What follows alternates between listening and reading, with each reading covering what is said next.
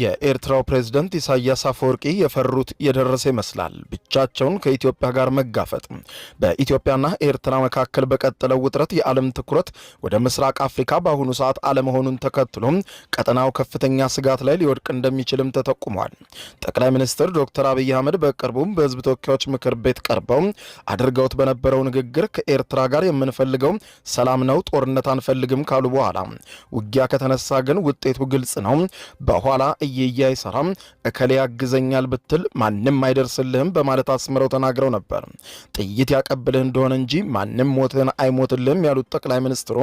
ለኤርትራው ፕሬዝዳንት ኢሳያስ አፈወርቂ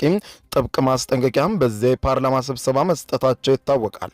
ከሰሞኑ አነጋጋሪ ከሆኑ ጉዳዮች ውስጥ አንዱ ሲሆን አሁን የጠቅላይ ሚኒስትሩ ማሳሰቢያ እውነት እየሆነ ቢመጣና ጦርነትም ቢነሳ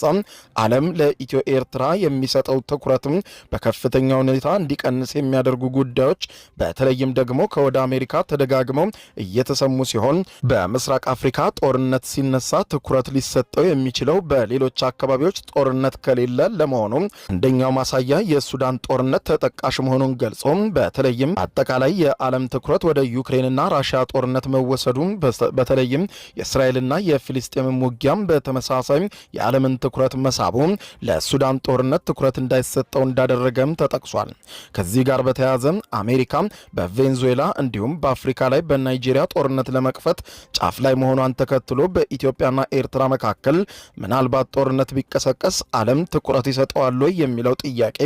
እየተነሳ ሲሆን የህወሓት ኃይሎችና የፌዴራል መንግስቱ ጦርነት ትኩረት ያገኘው የዩክሬንና ሩሲያ ጦርነት እስኪነሳ ድረስ ብቻ እንደነበረና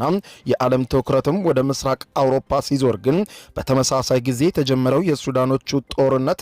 በተገቢውን ትኩረት እንዳያገኝ የምስራቅ አውሮፓ ሀገራት ጦርነት ተጽዕኖ ማድረጉን ተገልጿል።